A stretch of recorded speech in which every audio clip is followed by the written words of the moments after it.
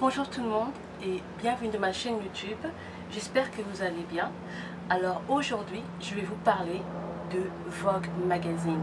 Oui, je vous parlerai de Vogue Magazine parce que c'est un des magazines que j'aime le plus et je vous ai souvent parlé de ce magazine dans mes blogs. Alors donc, sans plus attendre, je vais vous parler de Vogue Magazine.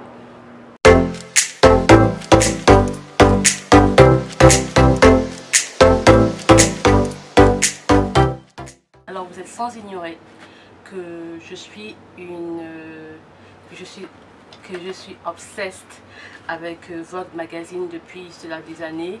Et Vogue est un magazine que j'aime pour la simple raison que je me retrouve, il incarne l'image de la femme indépendante et libre en même temps, pas dans une liberté mauvaise, mais une liberté, du moins l'indépendance, un peu comme je vous décrivais Meghan Markle, une personne émancipée, une personne libre dans ses opinions, dans le choix de ses opinions, une personne qui s'affirme pour ce qu'elle est.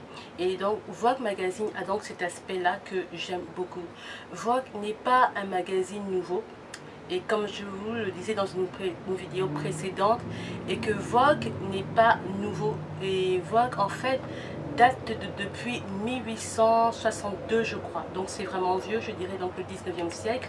Mais ce n'était pas encore à l'époque un magazine. Vogue, au départ, était un petit newsletter appartenant à un businessman.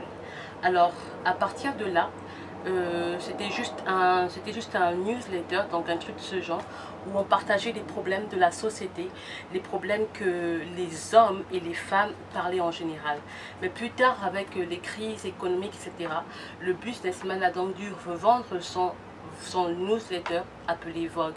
Il a appelé Vogue, il a donc appelé ce newsletter Vogue, inspiré du mot français Vogue, en pensant à justement être au courant des faits, être toujours à la mode des choses. Et justement, le nom n'a pas été changé, parce que quand le multimédia américain Monrose Condé Nast, parce que vous voyez que Condé Nast est un peu partout dans la plupart des magazines que vous voyez actuellement, Condé Nast a gardé le mot français Vogue et on a donc créé un magazine. Et au fur et à mesure, au fil du temps, c'est devenu un magazine pour femmes. Et c'est devenu un magazine pour femmes. Et donc avec une éditrice féminine. Et ils se sont donc rendus compte que plus ils se focalisaient sur les choses des femmes en général, et ben il y avait donc un grand nombre de lecteurs, de lectrices.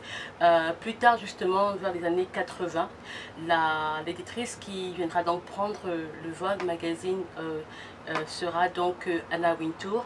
Et pour celles qui ne connaissent pas qui est Anna Wintour c'est cette dame que vous remarquerez toujours dans les Fashion Week, avec un style toujours particulier. C'est d'ailleurs un style qui m'a déjà marqué dès que je l'ai vu. Une frange et puis une coiffure assez courte ici et toujours des lunettes de soleil noires. Vous la verrez toujours, c'est sa signature, c'est son originalité et souvent avec des fourrures.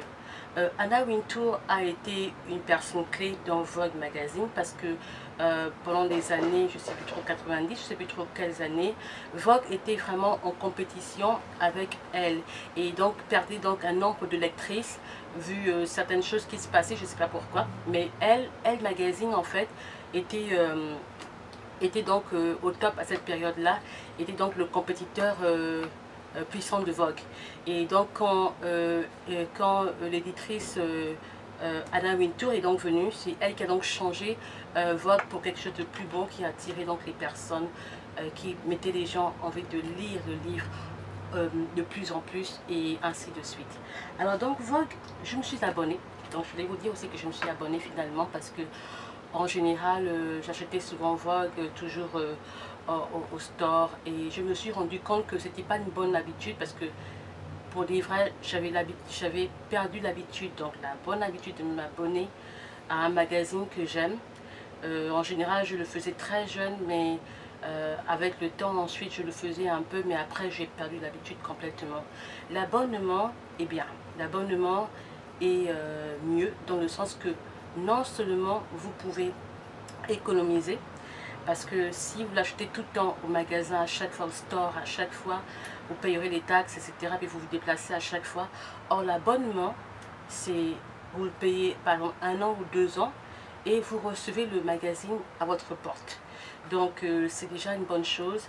Vous ne ratez aucun numéro. Ça vient devant votre maison et voilà. Donc, Vogue a une nouvelle couverture en ce moment. Et la nouvelle couverture de Vogue, c'est Beyoncé. Et l'originalité de cette couverture est que, de ce numéro, est que c'est Beyoncé elle-même qui a donc organisé et qui a donc inspiré, qui a donc dirigé la photographie, le décor, comment dire, l'inspiration, les idées, le concept. Et à cet effet aussi, ils ont donc embauché un jeune photographe pour faire ces photos. Donc voilà, et donc ça a été donc une réussite, donc c'est ce numéro que j'attends en ce moment.